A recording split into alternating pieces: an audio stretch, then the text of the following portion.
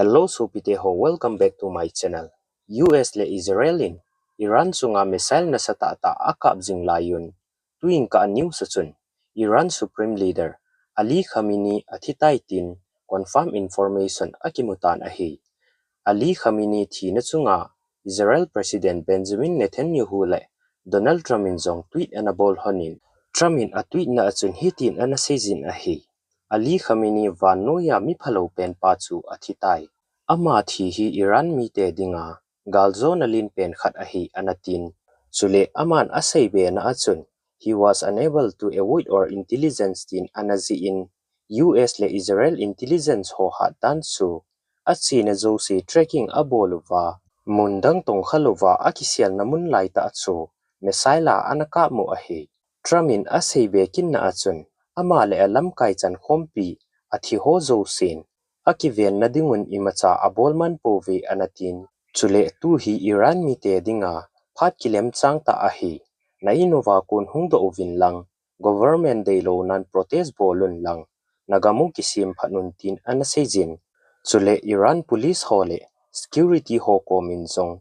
Tu apan na lalo uva ahi le US in zong. Iran gam sunga peace a ka a kabol thei chan kabol diu ahi anatin ahi.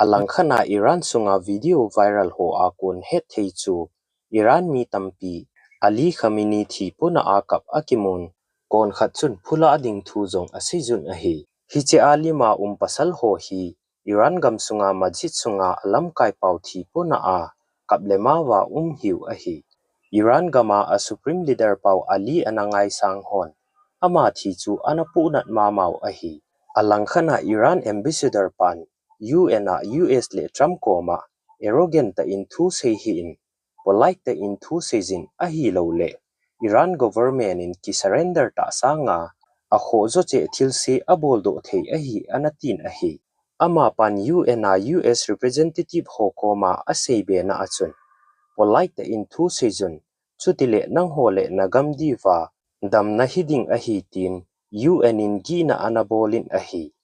I have one word only. I advise to the representative of the United States to be polite. It will be better for yourself and the country you represent. Thank you.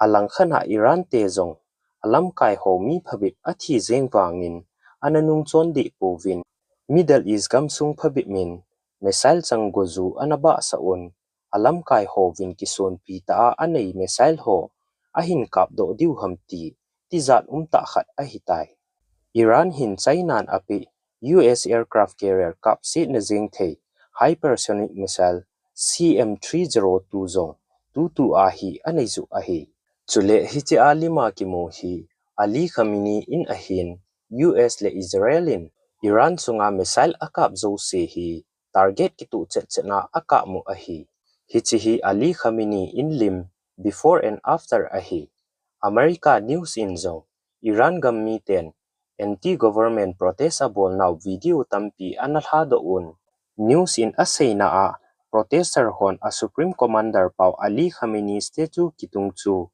analoi huvin ahi alangkhana Iran government support hon US le Israel sat din ahung ki gong kinun ahi tu ahi Iran government hi ahung hlu ding gin chat ahi ahin kun ahin sim ding ham ti sei the ahi tapun ahi وما بدلوا تبديلا إنا لله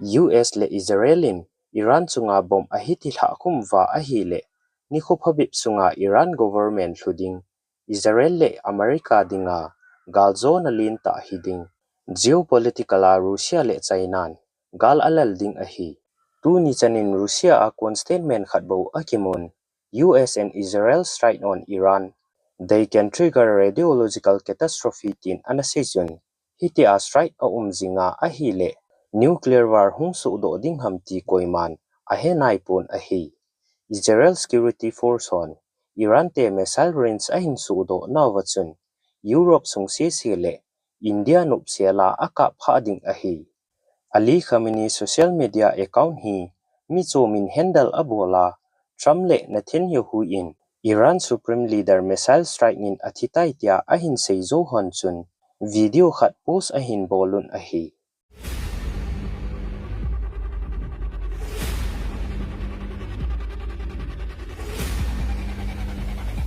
ما شروع کننده نیستیم اما در مقابل اون کسی که طمع داشته باشه حمله بخواد بکنه اذیت بکنه ملت ایران مشت محکمی به او خواهد زد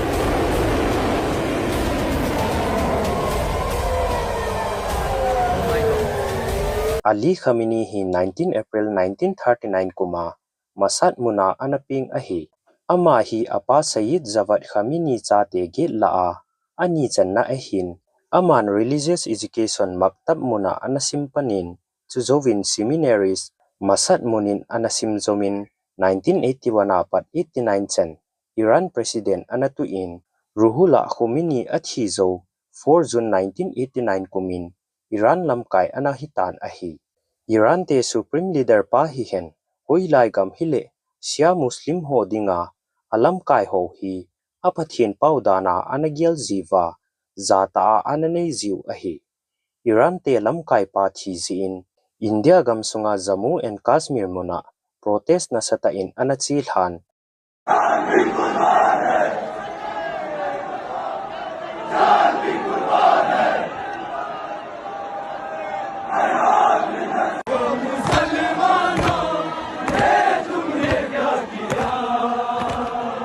Sule Pakistan gaminjong Iran lam kai pa thi zin protest anabolun ahi Ali Khamenei thi hi sia muslim ho zo se aponalo a umpun ipihung so ding ham se the ahi pun ahi China in Iran api aircraft carrier kapsit na jing the supersonic missile CM302 achu USD aircraft carrier ahin kapsit hi uvam ananga amai zo hite kakipae